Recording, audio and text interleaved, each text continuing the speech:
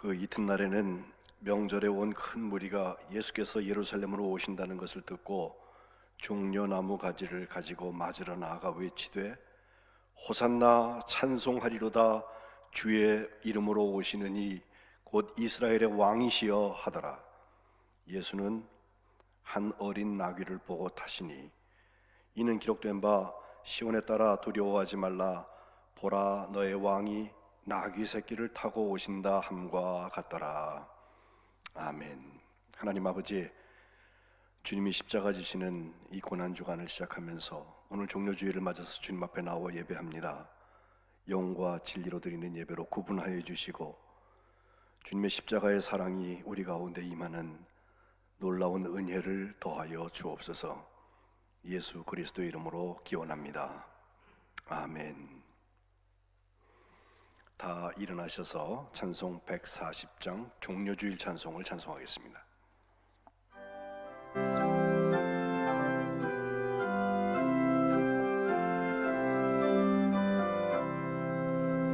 왕 되신 우리 주께 다 영광 돌리세.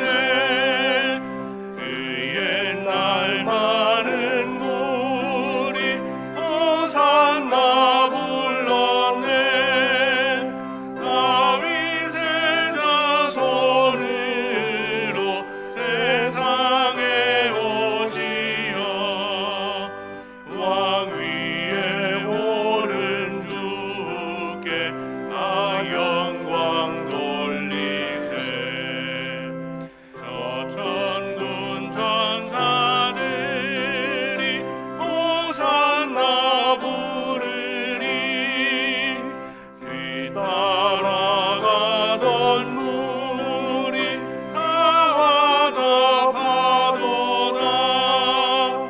저 유대 백성같이 종려가지 들고 오시는 주를 맞아 호산나 부르세.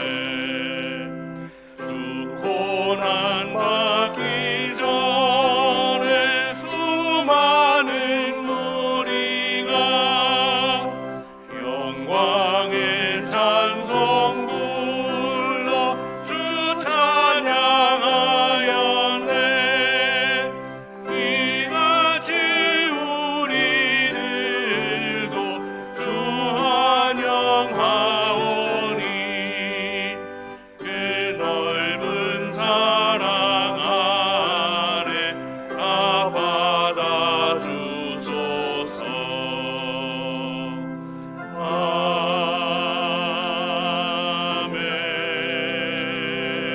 아멘. 교도문 132번 고난주간 말씀을 교독하겠습니다. 이에 예수께서 제자들에게 이르시되 누구든지 나를 따라오려거든 자기를 부인하고 자기 십자가를 지고 나를 따를 것이니라. 이를 위하여 너희가 부르심을 받았으니 그리스도도 너희를 위하여 고난을 받으사 너희에게 본을 끼쳐 그 자취를 따라오게 하려 하셨느니라. 그는 죄를 범하지 아니하시고 그 입에 거짓도 없으시며 욕을 당하시되 맞대어 욕하지 아니하시고 고난을 당하시되 위협하지 아니하시고 오직 공의로 심판하시는 이에게 부탁하시며 친히 나무에 달려 그 몸으로 우리 죄를 담당하셨으니 이는 우리로 죄에 대하여 죽고 의에 대하여 살게 하려 하심이라. 그가 채찍에 맞음으로 너희는 나음을 얻었나니 너희가 전에는 양과 같이 길을 잃었더니 이제는 너희 영혼의 목자가 감독 되신 이에게 돌아왔느니라. 아멘. 아멘. 1997년 감리회 신앙고백 우리 다 한 목소리로 읽으면서 신앙고백하겠습니다. 우리는 우주 만물을 창조하시고 섭리하시며 주관하시는 거룩하시고 자비하시며 오직 한 분이신 아버지 하나님을 믿습니다. 우리는 말씀이 육신이 되어 우리 가운데 오셔서 하나님의 나라를 선포하시고 십자가에 달려 죽으셨다가 부활 승천하심으로 대속자가 되시고 구세주가 되시는 예수 그리스도를 믿습니다. 우리는 우리와 함께 계셔서 우리를 거듭나게 하시고 거룩하게 하시며 완전하게 하시며 위안과 힘이 되시는 성령을 믿습니다. 우리는 성령의 감동으로 기록된 하나님의 말씀인 성경이 구원에 이르는 도리와 신앙생활의 충분한 표준이 됨을 믿습니다. 우리는 하나님의 은혜로 믿음을 통해 죄 사함을 받아 거룩해지며 하나님의 구원의 역사에 동참하도록 부름받음을 믿습니다. 우리는 예배와 친교, 교육과 봉사, 선교와 선교를 위해 하나가 된 그리스도의 몸인 교회를 믿습니다. 우리는 만민에게 복음을 전파함으로 하나님의 정의와 사랑을 나누고 평화의 세계를 이루는 모든 사람들이 하나님 앞에 형제됨을 믿습니다. 우리는 예수 그리스도의 재림과 심판, 우리 몸의 부활과 영생, 그리고 의의 최후 승리와 영원한 하나님 나라를 믿습니다.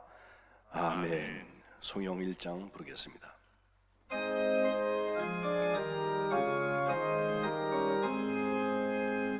만복의 근원 하나님 온 백성 찬송 드리고 저 천사여 찬송하세 찬송 성부 성자 성령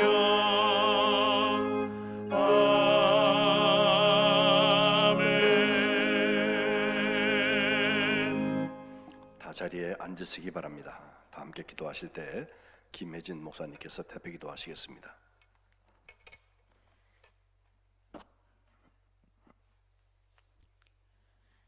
하나님, 아름답고 오묘한 세상을 주시고 더불어 누릴 수 있는 생명을 주시니 감사합니다. 구석구석 하나님의 손길이 닿지 않는 곳이 없습니다. 호흡이 있는 자마다 하나님을 찬양하라는 말씀이 이루어지는 예배 되게 하옵소서. 하나님을 한 분 하나님으로 온 땅의 창조주로 고백하며 예배하는 모든 자리에 주님 지금 함께하여 주옵소서. 종려주일 호산나 다윗의 자손이여 소리치던 사람들을 뚫고 오롯이 가신 그 길을 떠올립니다. 피하고 싶었으나 피할 수 없었던 그 길, 나의 원대로 마옵시고 아버지 원대로 하옵소서 기도하신 후 가셨던 그 길, 가장 고통스러운 죽음을 앞두고 끝까지 묵묵히 걷고 감내하셨던 예수님의 마음을 생각합니다. 4월은 유난히도 힘겹습니다. 올해의 4월은 여전히 그렇습니다. 피하고 싶은 현실들을 마주하고 있습니다. 벗어나고 싶은 시간들을 살고 있습니다.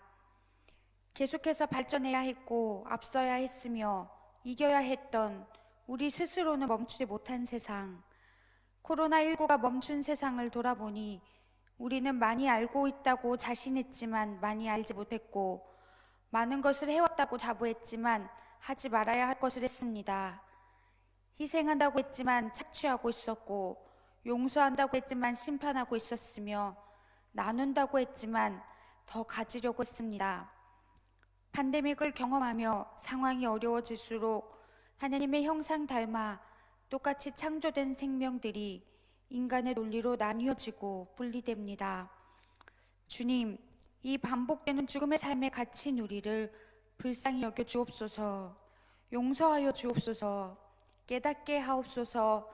다시 살게 하옵소서.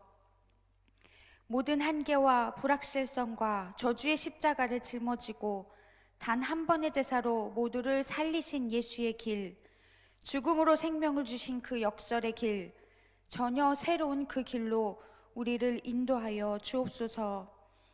그리스도인으로서 아무것도 결정하고 예측할 수 없는 이때, 이 시간을 사랑으로 채워가길 기도합니다. 주님, 우리는 이미 다시 오실 주님의 날, 도무지 알 수 없는 그날을 위해 준비하며 살아가는 주의 백성들입니다. 내 발등에 떨어진 불의 시간을 넘어 석자나 길어진 내 코끝 너머를 볼 수 있는 시각과 시력을 주옵소서. 한 번 더 주위를 돌아보는 힘을 주옵소서. 선교지 더 열악한 상황에서 복음 들고 고군분투하시는 선교사님들을 돌보게 하옵소서. 주님의 몸된 교회를 섬기는 거룩한 백성들을 서로 돌아보게 하옵소서. 가장 낮은 자리에서 고통받는 이들을 위해 할 수 있는 것으로 실천하게 하옵소서. 서로 돌아보며 사랑과 선한 일을 격려하며 선한 양심을 가지고 끝까지 승리하는 참 그리스도인으로 살아가게 하옵소서. 주님, 고난과 죽음 넘어 부활을 바라봅니다. 오늘 담임 목사님을 통해 죽은 나사로를 살리신 말씀이 선포될 때 우리 가슴을 뜨겁게 하옵소서. 도우시는 성령님, 메마르고 완악한 우리 마음이 부활의 소망으로 가득 차고 넘치게 하옵소서. 함께 하시는 성령님, 부활과 창조의 힘으로 무너진 경제, 단절된 관계, 묶인 일자리, 막혀있는 거리, 자유롭지 못한 격리, 흩어진 신앙, 이 악순환에 갇혀버린 우리 모두가 풀어놓아 다니게 하옵소서. 바로 지금 예배하는 우리 모두의 몸과 마음의 회복과 부활이 일어나게 하옵소서. 오직 주님 한 분만으로만, 그 지치지 않는 사랑으로만 우리가 연결되게 하옵소서. 예수님의 이름으로 간절히 기도합니다. 아멘.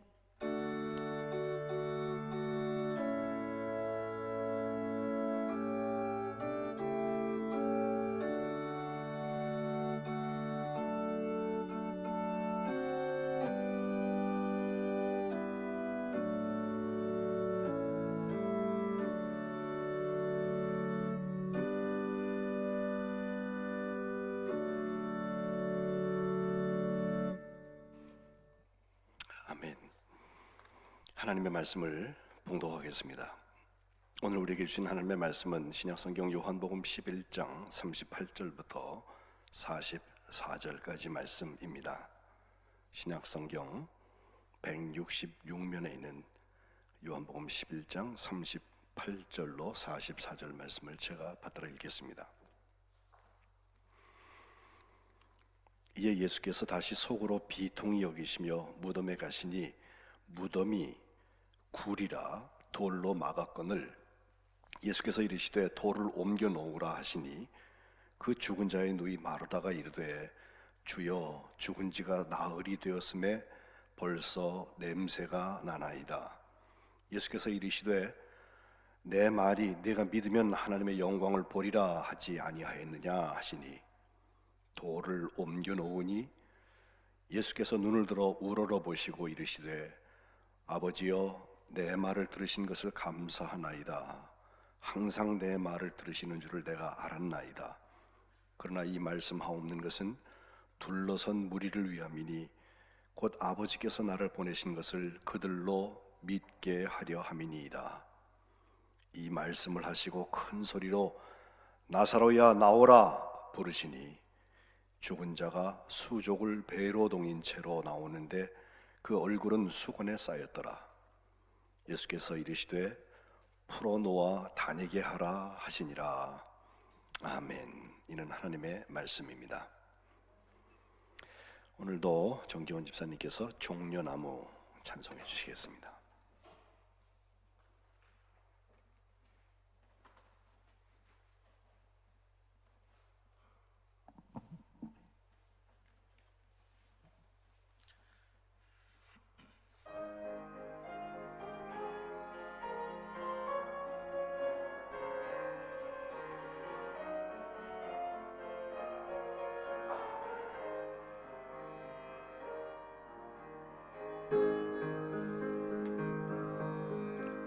길 위에 종려나무 가지와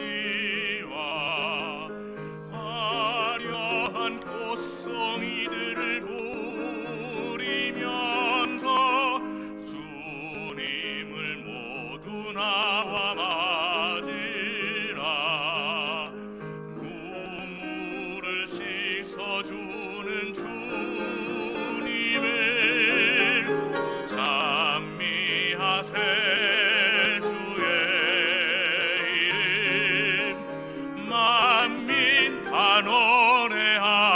영광 돌리세 호산나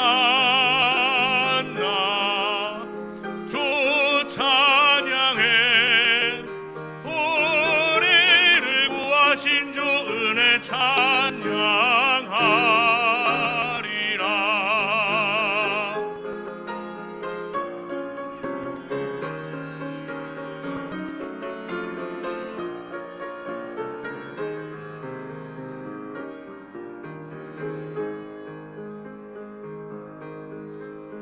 오 복된 예루살렘 자녀들 해방의 종이 울린다 기뻐하라. 무한한 사랑 베푼 주 예수 믿음과 참 소망을 주시네. 찬미하세 주의 이름 만민과 노래하세 영광 돌리세 호산나 주 찬양해 우리를 구하신 주 은혜 찬양하리라.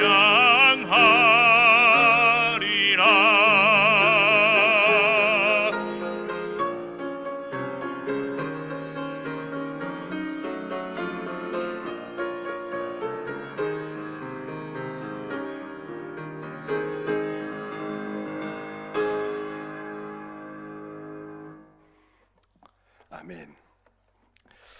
주님께서 이 호산나 찬양을 받으신 줄로 믿습니다.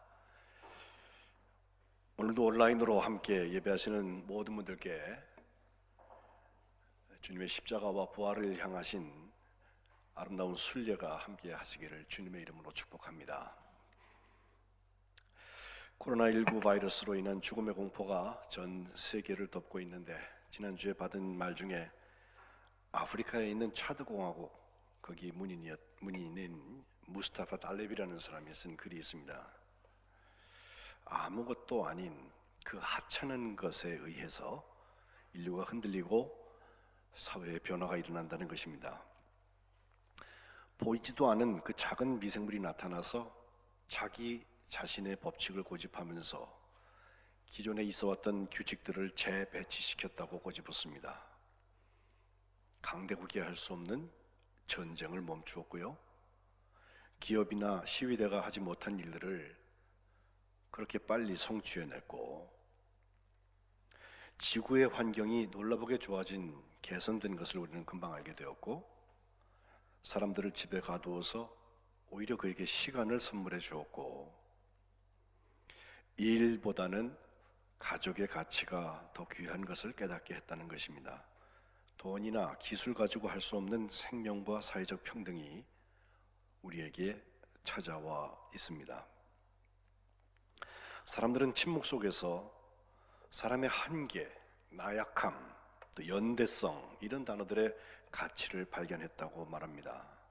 맨 마지막 부분에 이 전 세계가 하나같이 직면한 코로나 바이러스 상황에서 우리의 휴머니티, 인간됨이 무엇인지 질문해 봅시다.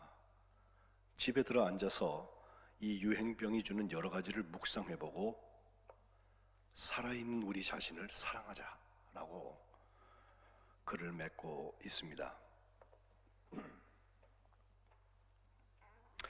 종료주일에서 사랑의 고난주간을 올해 맞이하고 있습니다. 예수님께서 체포되셔서 불법 재판을 받으시고 십자가에 돌아가시는 일을 함께 순례하는 주간입니다. 사순절 거룩한 순례의 정점입니다. 역사의 전과 후를 가르는 예수님의 십자가와 부활의 사건의 주간입니다. 사순절 시작부터 우리는 매일 저녁 신약 성경을 통독하여서 어제 저녁에 일독을 완독했습니다. 또한 묵상집인 사순절을 살면서를 통해서 로마서를 묵상하면서 지금 14장까지 와 있습니다. 이제 금주 고난주간에는 그 로마서 남은 마지막 부분 16장까지를 모두 묵상해서 완성하고, 또 고난주간 우리 기도회를 시작을 하여서 매일 온라인으로 요한복음에 기록되고 있는 고난주간과 사랑을 함께 기도하면서 묵상하려고 합니다. 꼭 시간을 여러분께서 스스로 정하셔서 하루에 한 번씩 이 복된 영적 순례를 함께 하시면 좋겠습니다. 오늘 요한복음이 기록한 7표적 중에서 마지막 표적인 죽은 나사로의 부활 사건을 다시 한번 보게 되는데, 이 나사로의 부활 사건 속에는 예수님의 십자가와 부활 사건이 그대로 녹아들어 있습니다. 지난 2주간 본 것에 연결해서 보면 장면이 3장면이죠. 첫 번째 장면은 베다니를 향해서 가기 전에 예루살렘에서 예수님께서 병들은 나사로가 죽었다는 것을 선언하시고 출발하는 장면입니다.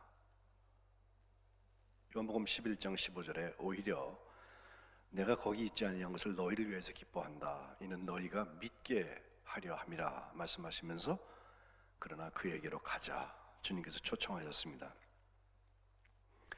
두 번째 장면은 지난주에 보았던 베다니 도착해서 그 마을의 어귀에서 일어났던 일인데, 마르다와 마리아의 반응이 달랐습니다.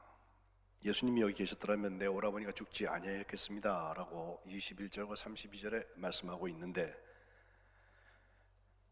자기 오라버니가 죽은 사건에 대해서 마르다를 통하여서는 예수님께서 부활이요 생명이라는 선언을 하셨고 다시 살 것이라고 분명히 말씀하셨고, 마리아를 통하여서는 33절로 38절에 그녀의 울음과 그와 함께 슬퍼하는 사람들의 울음 속에서 예수님이 눈물을 흘리셨다고 하는 기사를 우리가 접하게 됩니다.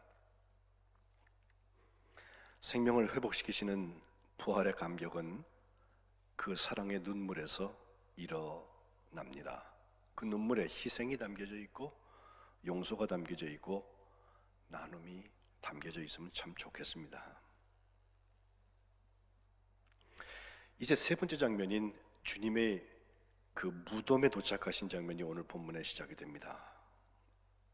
이것은 분명히 표적인데 38절에 보니까 주님께서 도착해 보시니까 무덤이 있는데 굴입니다. 그리고 그 앞에는 돌로 막아 놓았던 무덤이었습니다. 먼저 마르다가 반응하죠. 예수님께서 돌을 옮겨 놓아라 라고 말씀하시는데, 마르다 부활이요 생명이라고 주님께서 말씀하시고 네 오라버니가 다시 살아난다고 선언하셨던 그 마르다가 하는 이야기는 주여 죽은 지 나흘 되었습니다. 벌써 냄새가 납니다 라고 말합니다. 주님께서 다시 말씀하십니다. 40절에 내 말이 네가 믿으면 하나님의 영광을 보리라 하지 아니하였냐. 그 말씀을 듣고 마르다와 일행들은 돌을 옮겨 놓았다라고 하는 것입니다. 사람이 볼 때에는 죽은 지가 나흘이 되어서 벌써 냄새가 나고 이제 소망이 없는 것처럼 보일지 모르지만, 주님께서 보시는 것은 죽을 병이 아니라 하나님의 영광을 위한 것이다. 하나님의 아들이 이로 말미암아서 영광을 받게 하려고 한다고 11장 4절에 출발하시면서 하신 말씀처럼 이제 하나님의 영광이 나타날 바로 직전을 설명하고 있는 것입니다. 41절에 계속되는 말씀을 보니까 돌을 옮겨 놓아서 무덤이 열려진 다음에 주님께서 눈을 들어서 위를 우러러보시면서 기도를 하십니다. 아버지여, 내 말을 들으신 것을 감사합니다. 항상 내 말을 들으시는 줄 내가 알았습니다. 그러나 이 말씀을 또 하옵는 것은 여기 둘러선 무리를 위한 것입니다. 곧 아버지께서 나를 보내신 것을 그들로 믿게 하려 함이니이다 라고 기도하고 계십니다.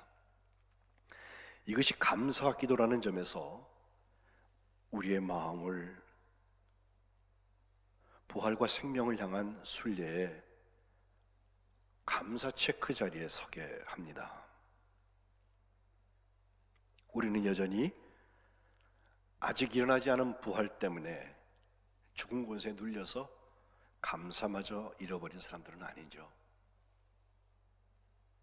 주님은 그 죽음을 넘어서 일어날 부활을 분명히 믿고 계시기 때문에, 또 하나님의 응답이 일어난다고 하는 사실을 기도 속에서 표현하시면서 아버지께서 예수님을 우리에게 보내주신 것, 그것은 이 부활 사건을 함께 경험하는 모든 사람들이 믿게 하려고 한다고 하는 말씀으로 감사 기도를 마무리하고 계십니다.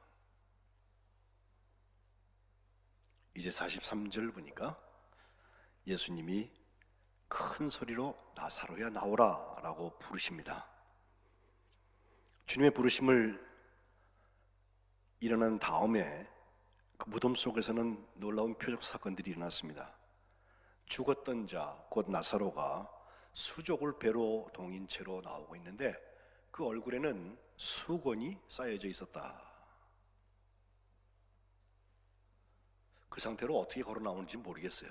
어쨌든 나왔다는 거예요. 그러자 주님께서 풀어놓아 다니게 하라 라고 말씀하셨다는 것입니다. 이 나사로의 부활 사건에서 우리가 분명히 볼 수 있는 것은 그 주변에 있는 사람들이 예수님이 함께 계셔서 죽지 않았으면 좋았을 것을, 치유될 수 있었을 텐데 라고 바라던 사람들에게 오히려 부활과 생명을 주셨다고 하는 것, 그 부활은 죽음을 지나서 일어나고 있다고 하는 것,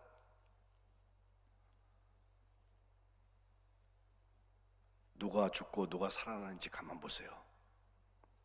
누가 무덤에서 나오고 누구는 무덤을 향하여서 가고 있습니까? 죽었던 나사로는 죽었다가 다시 살아나는데 이제 예수님은 곧이어서 있을 저 십자가의 죽음을 향하여서 가십니다. 나사로는 죽음에서 해방되고 예수님은 죽음을 향하여 십자가 순례를 본격적으로 시작하신 것입니다. 그러면서 우리에게 주신 말씀이 풀어놓아 다니게 하라. 예수님의 십자가가 정말 사랑이라면, 그래서 예수님의 희생과 용서와 나눔이 거기 담겼다면 우리는 우리에게 묶여져 있던 그 사랑을 풀어놓아 다니게 해야 할 것입니다. 우리의 희생이 풀어놓아 다니게 해야 할 것입니다. 우리의 용서가 풀어놓아 다니게 해야 할 것입니다. 우리의 나눔이 풀어놓아 다니게 해야 할 것입니다. 나사로의 부활 사건을 가장 드라마틱하게 썼던 작품이 하나 있죠. 러시아의 문인인 피오도르 미하일로비치 도스토옙스키죠. 1821년부터 1881년까지 60년을 살았는데 참 이분의 삶이 굉장히 드라마틱해요. 사회주의를 신봉하는 식자층의 모임에서 황제를 좀 비꼬고 비아냥하는 그 문서, 불온 문서로 보았는데 그것을 낭독했다는 죄로 정치범이 되어져서 1849년 그가 28살 되었을 때 당국에 의해서 체포가 됩니다. 그해 말에 그에게 형이 주어진 총살형이 이제 진행이 되는 그 장면에 집행하기 직전에 형 집행이 중지가 되고 저 시베리아로 유배를 가게 되죠. 그래서 그가 옴스크 감옥에서 1854년까지 4년 동안 수용 생활을 하게 되는데 그 수용 생활 속에는 모든 책을 볼 수 없고 다만 성경만 읽을 수 있었다는 점에서 그는 거기서 성경을 아주 껍데기가 닳도록 그렇게 열심히 읽고 묵상하는 시간을 가졌습니다. 그러면서 그 전까지 그는 무신론적이고 대단히 사회주의적인 혁명가를 꿈꿨던 자리에서부터 그의 생각이 세례를 받습니다. 가까스로 1859년이 되어서 그가 페테르부르크까지 귀환하여서 다시 문학 작품을 쓰기 시작했을 때 그는 1866년 바로 죄와 벌이라는 정말 불후의 명작을 우리에게 남겨주었습니다.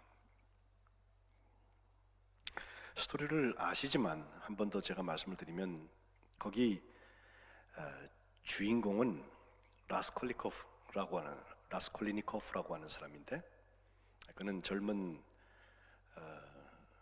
학생이었다가 학교를 중단한 사람이었습니다. 그의 문제는 사실 가난에 찌들었다는 것이죠. 그의 이름 라스콜리니코프라는 라스콜이라는 말이 러시아에 있는 단절 혹은 분리, 분열 이런 것을 의미한다고 합니다. 어찌 보면 그는 가난 때문에 정신적으로도 세상과 단절되고 격리된 삶을 살고 있었던 것 같습니다. 뭐 작중의 묘사로 보면 그는 키도 크고 잘생기고 조금 말랐지만 다부진 체격을 가지고 있고 빛나는 검은 눈, 짙은 갈색 머리카락을 가진 23살 난 청년으로 나타나고 있습니다. 그는 법학을 공부했지만 너무 가난해서 학업을 마치지 못하고 휴학 중인데 그의 삶에 찾아온 생각 하나가 그의 삶을 전혀 다른 방향으로 끌고 갑니다. 그가 거주하는 그 가난한 지역에 조그만 전당포가 하나 있었죠. 거기 전당포 주인이 알료나라는 노파인데 아주 인색하기로 악명이 높아요. 정말 가난한 사람들이 급전이 필요해서 오는데 그 자질구레한 물건을 가지고 오면 푼돈을 지어주면서도 아주 이자를 많이 매기고 원금 상환이 단 하루만 늦어져도 저당물은 다 처분해버리면서 막대한 이익을 챙겼던 그런 할머니였습니다. 어찌나 인색한 사람이었는지 자기 하인을 쓰는 돈이 아까워서 지적 장애를 앓고 있는 자기 여동생을 마치 노예처럼 부려먹었다고 도스토옙스키가 얘기합니다. 이 엄청난 사건을 라스콜리니코프가 바라볼 때에는 자, 젊고 착하고 똑똑한 사람들은 돈이 없어 죽어가고 있는데 이렇게 늙고 사악한 할머니가 그 많은 돈을 움켜쥐고 살고 있다는 게 도대체 말이 되나? 저 노파를 죽이고 그 돈을 뺏어서 불쌍한 사람들을 도와주면 어떨까? 어쩌면 수백 명, 수천 명의 사람들을 올바른 길로 갈 수도 있게 하고 수십 가구가 극빈, 분열, 파멸, 타락, 성병 치료원에서 구원받을 수 있을 거야. 이 모든 일이 노파의 돈으로 이루어질 수 있단 말이야.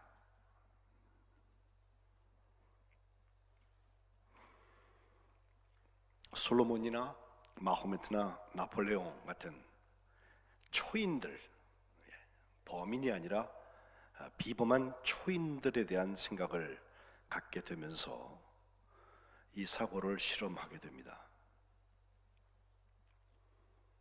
비범한 지성은 악인을 처단할 수 있는 권리를 갖는다는 신념을 갖게 되었습니다. 목적이 수단을 정당화하는 사회 정의에 대한 잘못된 생각이 행동으로 옮겨집니다. 도스토옙스키는 이 초인 사상을 설명하기를 공기 중에 유유히 떠다니는 이상하고 온전치 못한 사상이라고 표현했습니다. 꼭 코로나 바이러스 같습니다.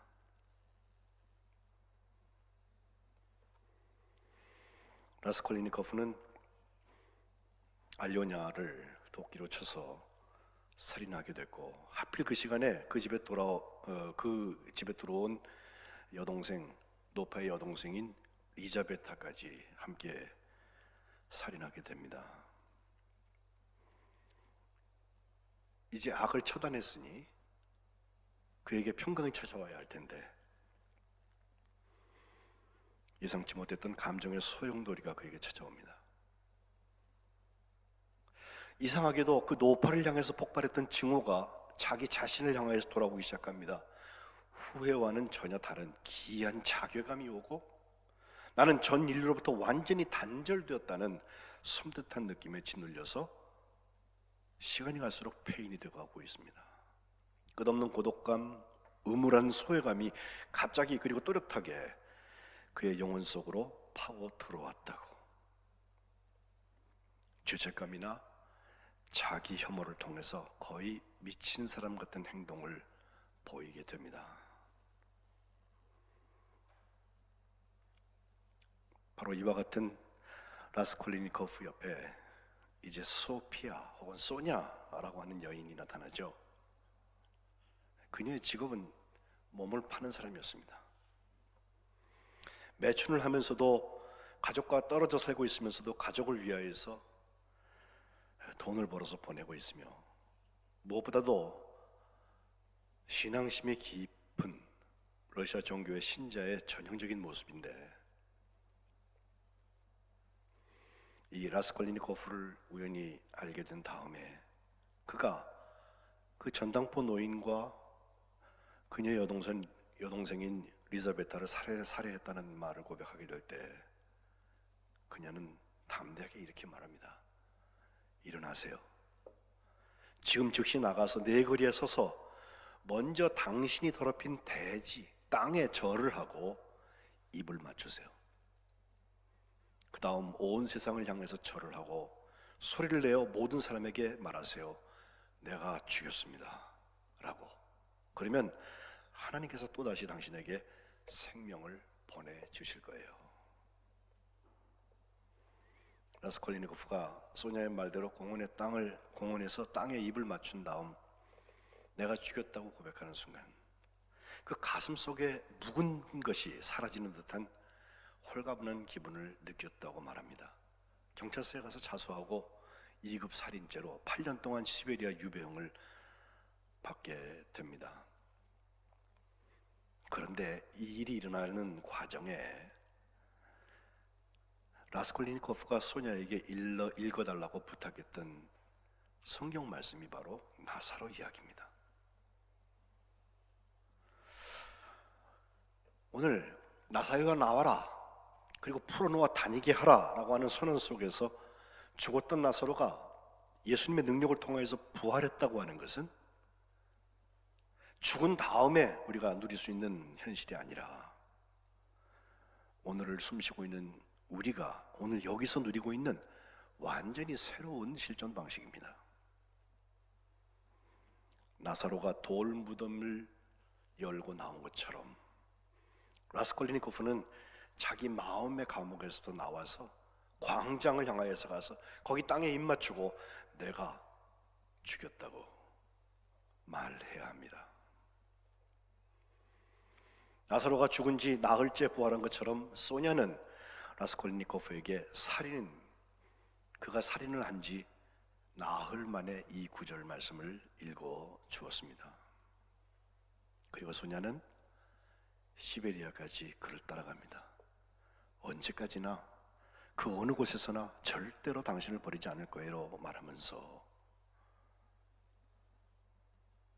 그에게 삼나무 십자가 목걸이를 걸어주고 시베리아에 가서 거기서 혹독한 시베리아 생활 속에 매일 면회를 찾아가고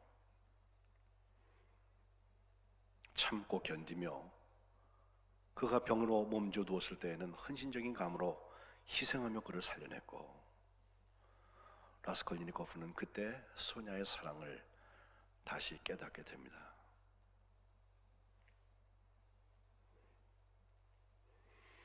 도스토옙스키가 제기하고 있는 가장 근원적인 질문 하나를 저는 봅니다. 과연 정의가 뭐냐? 직접적으로 묻지는 않지만 세상에 가장 옳은 게 뭐냐? 우리는 죄를 벌하고 또 뭔가 있는 것을 분배해 줄 수 있으면 그것이 정의 실현에 충분한 것이다 라고 생각할지 모르겠어요. 물론 그것이 한 부분은 됩니다. 우리가 의분을 가지고 이렇게 사는 것이 옳다고 소리를 지르는 것으로 정의의 한 문을 열었다고 생각할 수 있어요. 맞습니다. 그러나 그것이 정의는 아닙니다. 도스토옙스키와 함께 생각하는 것은 소냐의 헌신과 소냐의 희생, 그리고 소냐의 나눔을 통하여서 이루어지는 하나님의 사랑의 비추는 자리입니다. 이것이 풀어놓아 다녀지는 곳에 부활이 시작됩니다.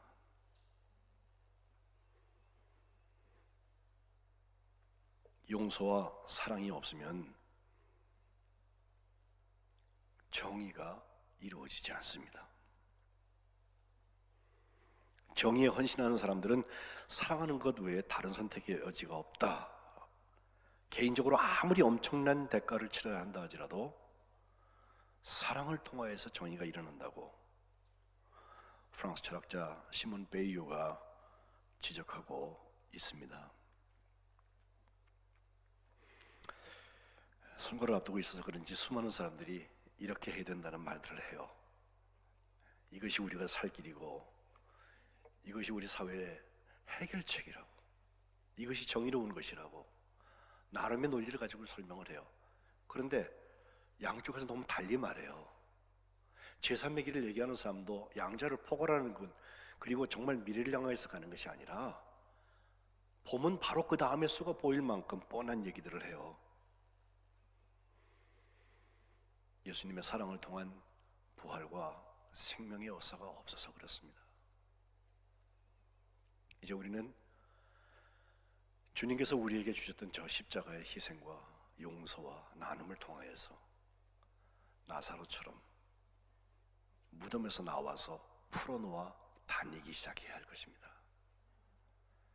아직 코로나 바이러스가 창궐하기 때문에 우리가 더 조심해서 시간을 가져야 합니다. 사회적 거리두기 답답하지만 참고 견뎌야 합니다. 그러나 우리의 영혼이 거기 갇혀서는 안 됩니다. 나사로의 부활 이후의 사건들을 성경이 요한복음 12장에 기록한 것을 보면 두 종류의 사람들로 나뉘어요. 하나는 이 사건을 보고서 믿은 사람들의 얘기가 있어요. 45절에 마리아에게 와서 예수께서 하신 일을 본 많은 유대인이 그를 믿었다, 예수님을 믿었다라고 되어 있어요. 12장 연결되는 말씀에 보면 나사로도 마리아가 향유를 부어서 예수님의 장사를 준비할 때 예수님과 함께 앉은 자중에 있었다. 그렇죠. 풀어놓아 다니게 했으니까 와 앉아있을 수 있잖아요. 그냥 앉아있었던 것이 아니라 12장 9절에 보면 예수께서 여기 계신 줄 알고 유대인의 큰 무리가 왔는데 이것은 예수님만 보기 위한 것이 아니라 죽은 자 가운데서 살리신 그 나사로도 보려고 왔다고 그랬어요. 또 11절에는 그 나사로 때문에 많은 유대인이 가서 예수님을 믿었다고 그랬어요. 그리고 그 나사로는 10절에 대제사장들이 나사로까지 죽이려고 모였다는 말씀을 보면 예수님과 함께 십자가를 지기 시작한 것입니다.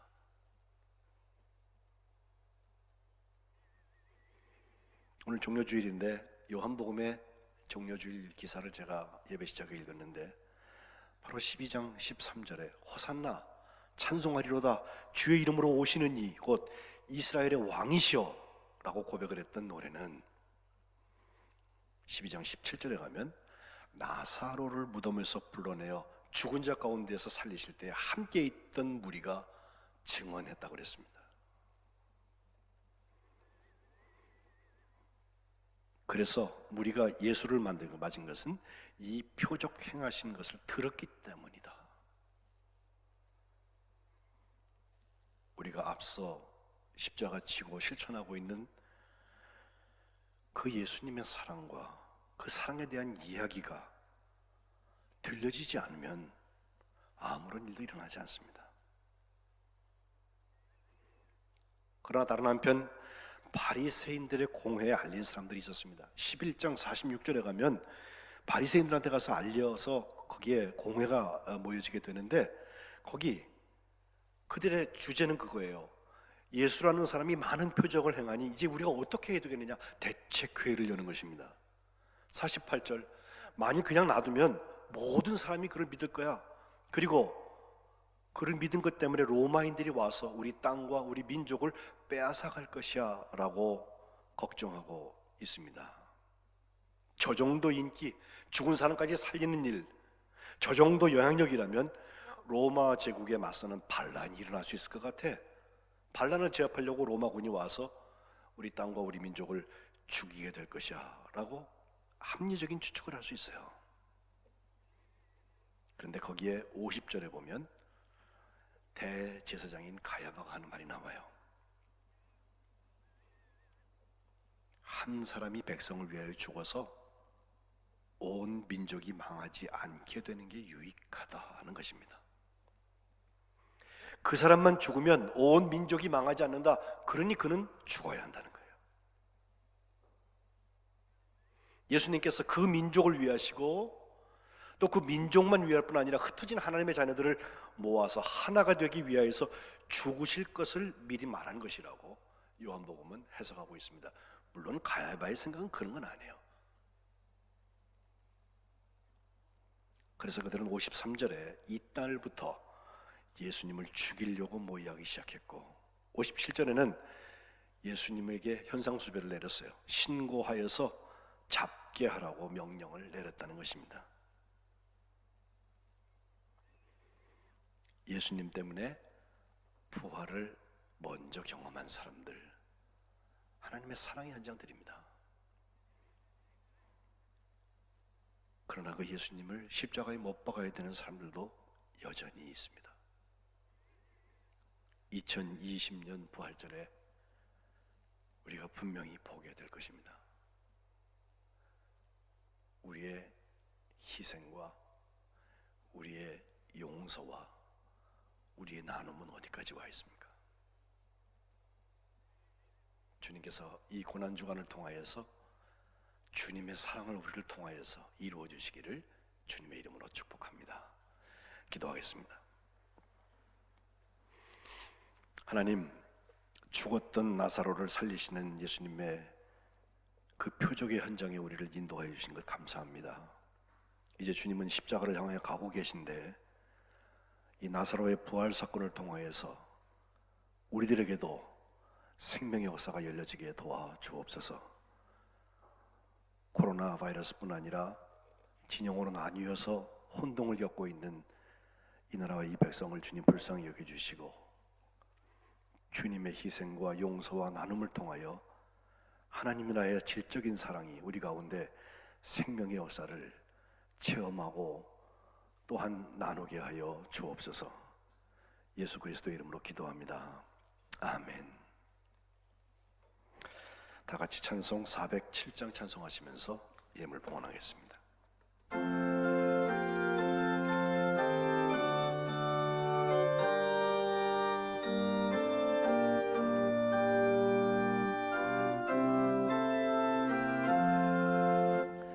우주와 함께 나 죽었으니 우주와 함께 나 살았도다. 영광의 그날에 이르도록 언제나 주만 바라봅니다. 언제나 주는 날 사랑하사 언제나 새 생명 주시나니 영광의 그날이 이르도록 언제나 주만 바라봅니다. 맘속에 시험을 받을 때와 무거운 근심이 있을 때에 주께서 그때도 같이 하사 언제나 나를 도와주시네. 언제나 주는 날 사랑하사 언제나 새 생명 주시나니 영광의 그날이 이르도록 언제나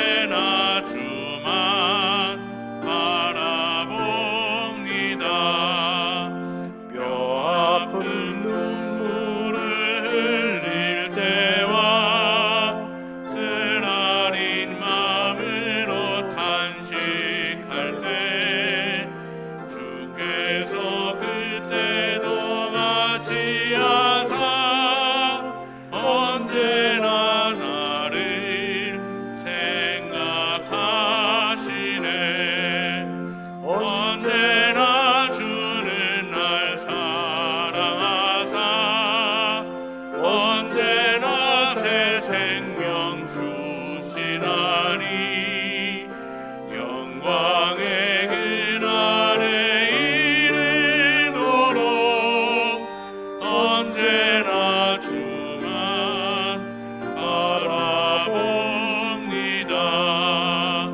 내 몸의 약함을 아시는 주, 못 고칠 질병이 아주 없네. 괴로운 날이나 기쁜 때나 언제나 나와 함께 계시네.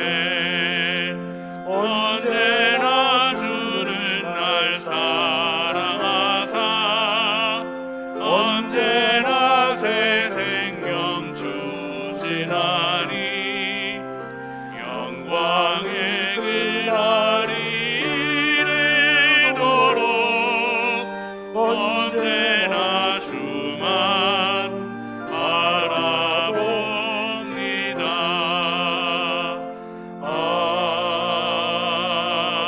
아멘. 하나님 아버지, 오늘도 주님의 고난의 순례에 함께 참여하는 주의 자녀들이 주님 앞에 나와 예배하면서 마리아의 향유 붓는 주님의 장사를 준비하는 아름다운 봉헌들을 드립니다. 주님께서 여기 담겨져 있는 저들의 삶의 자리에 고백과 주님을 향한 아름다운 헌신들을 연락하여 주옵소서.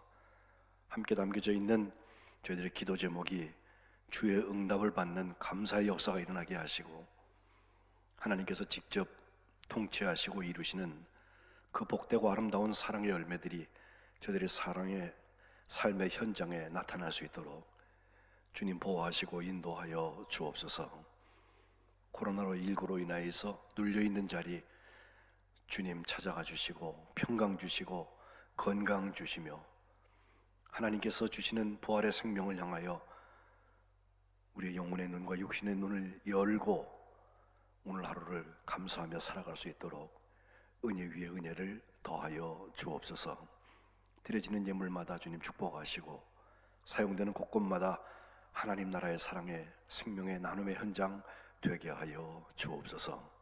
우리 주 예수 그리스도의 이름으로 간절히 봉헌 기도드리옵나이다. 아멘. 교회 알리는 말씀 주보에 있는 소식들을 여러분 자세히 읽어주시기를 먼저 부탁드립니다. 목회 서신 3을 읽어주시고요. 두 번째 안내 광고 사순절 목회 안내가 있습니다. 사순절 묵상집 이제 마지막 한 주 남았는데요. 로마서 계속 갑니다. 그러니까 여러분 받으셔서 매일 그건 뭐 5분 10분이면 끝나니까요. 같이 묵상해 주시고 기도해 주시면 되겠고요. 온라인 신약 통독은 어저께 종료가 되었는데 신약 통독표 속에다 넣어드린 그 통독표 인증샷을 우리 김중구 목사님께 카톡이나 메시지로 찍어서 보내주시기 바랍니다. 그리하면 완독자들에게 분당의 우리 교회를 담임하시는 이찬수 목사님 쓰신 153 감사노트라는 책이 있는데 감사기도로 하나님의 역사를 함께 우리가 감당해 나가기 위해서 선물로 드리겠습니다. 먼저 인증샷을 보내주셔야 그걸 보고서 여러분께 보내드릴 수 있으니 빠를수록 좋습니다. 오늘 가급적이면 다 해주시면 비대면 전달하고 배송하도록 하겠습니다. 세 번째 그 고난주간 기도회가 있는데 말씀 시작에 제가 말씀드리지만 내일부터 토요일까지 6일 동안 새벽 5시에 유튜브 송민감리교회 기도회 영상을 업로드하겠습니다. 여러분 주무시는 분들도 계실 것 같아서 깨우는 문자는 보이지 않겠지만 이걸 여러분 받으시면 공동 기도 제목도 거기에 늘 있고요. 전교인들이 매일 기도하는 기도 운동을 할 수가 있습니다. 단 기도 시간은 통일해서 뭐 새벽 5시 반에 합시다 이렇게 하지 않겠습니다. 여러분이 여러분 스스로 시간을 정하셔서 하루에 한 번씩 반드시 기도해 주시기를 바랍니다. 숫자 3번 부활절 목회 안내가 있습니다. 홍익교회와 매년 우리가 함께 드려온 부활주일 연합 새벽 예배는 올해는 취소되었습니다. 돌아온 주일 새벽에 오셔서 하는 예배 없다는 거 여러분 기억하시고요. 부활주일도 아직 정한 것은 아닌데 혹시 하나님께서 열어주시면 우리가 이렇게 하고 싶어서 안을 짜보고 지금 준비하고 있는데 여러분 혹시 사진을 보시겠습니다만은 이 자리가 이만큼 넓게 앉혀서 2m 간격을 다 확보를 했고 거기에 안전석을 저렇게 표시를 합니다. 거기에 앉으시면 좌우 사방 2m씩 거리 띄어지는 그런 공간 우리가 확보할 수 있는데 약 한 50분 넘게 앉을 수가 있습니다. 그래서 우리 교회 예배를 셋으로 나누어서 8시 30분 그리고 11시 그리고 오후 1시에 분산하여서 예배를 드릴 수 있겠다 하는 생각을 가지고 있고 75세 이상 되셨거나 기저질환자들 또 영유아를 데리고 있는 부모님들은 가급적이면 온라인도 계속되니까 온라인으로 예배 드려주시면 좋겠고요. 각 지역장들께서 7일 화요일까지 참석 가능하신 분들 확인 전화하실 예정입니다. 여러분 알려주시고요. 지역과 속회에 이렇게 소속되어 있지 않은 분들 또 그런 분들에게는 교육자들이 연락할 테니까 여러분 어느 예배에 올 수 있다고 하는 것을 의논을 해주셔서 매 예배마다 한 50명씩 사람 숫자를 정하려고 하고 거기 마치 극장 가면 표 받는 것처럼 당신은 몇 번에 앉으시오 다 안내할 거예요. 그러니까 그렇게 해야만 예배에 혼동이 돼서 한쪽으로 몰리지 않지 않겠습니까? 우리 교우들 참석하실 분들이 적극적으로 의견 표현을 해주셔야 되겠습니다. 참석 확정자, 참석 시간, 지정 좌석, 참석 주의사항 매뉴얼 다 만들어서 금요일까지는 개별 연락을 드리도록 하겠습니다. 온라인 예배 영상은 11시에 똑같이 오는 것 똑같이 업로드 되니까 오시기 어려운 아까 말씀드린 분들은 집에서 또 자가격리 중인 분들도 계실 수 있으니까 예배를 드리시면 되겠습니다. 코로나19 장기화에 따라서 사랑의 속회 운동을 벌이고 있는데 목회서 시내도 두 번째 중보기도를 비롯하여서 여러 가지 지금 우리가 진행하고 있는 게 있는데 우리 지역장들뿐 아니라 속장, 속도원 모두가 함께 서로에게 안부 전화 한 주에 한 번씩 꼭 합시다라고 하는 것과 혹시라도 급한 일이 생겨서 돌봄이 필요한 성도님들, 신방 필요한 분들은 언제든지 알려주시고 지역정보 목회자가 매일 신방을 할 테니까 이것은 코로나 바이러스 옮겨지지 않는 것이거든요. 그러니까 여러분께서 같이 호흡해 주시면 좋겠고요. 속도원 중보기도 일지를 매주 교육자 방문 비대면 전달할 때 함께 수고하도록 그렇게 하겠습니다. 이상입니다. 이제 우리 다 같이 마지막 찬송 341장 찬송 일어나셔서 찬송하시고 축도하고 폐회하겠습니다.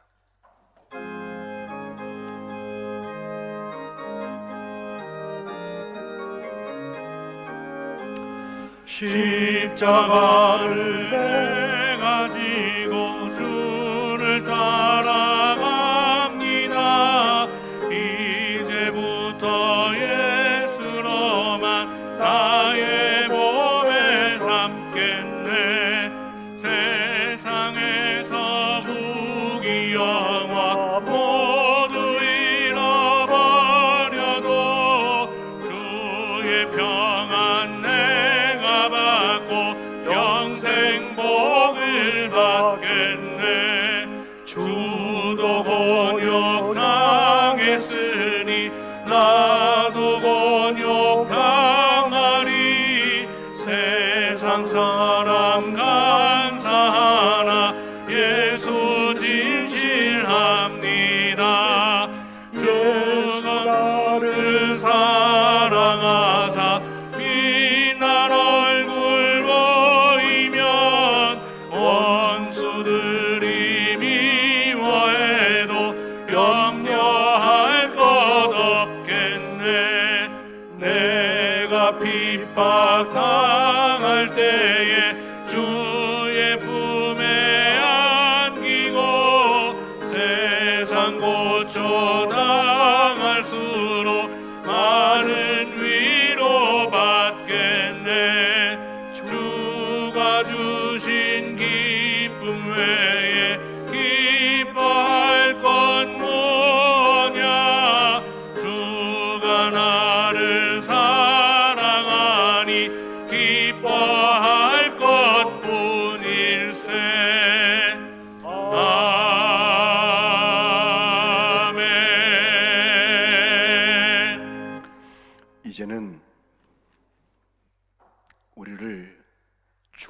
십자가에서부터 나오라고 선언하시고 풀어놓아 다니게 하라고 명령하시는 우리 주 예수 그리스도의 생명의 은혜와 우리를 사랑하셔서 골고다 십자가에 독생자를 죽이기까지 우리와 함께 하시는 그 하나님 아버지의 끝까지 하시는 사랑과 지금도 우리와 함께 하시며 죽음의 그림자 아래도 눌리지 아니하고 부활의 생명을 살아가게 하시는 성령님의 감화, 감동, 역사 충만하심이 오늘 나사로의 죽음을 통하여서 부활이 일어난 것을 우리의 삶 가운데 각인하고 주님과 함께 부활을 향한 십자가를 지는 주의 자녀들 머리머리 위에 그들의 가정과 일터와 또한 코로나19로 인하여서 앓고 있는 현장들 위에 신음하는 지구 전락 위에 지금부터 영원토록 함께 하시기를 간절히 축원하옵나이다.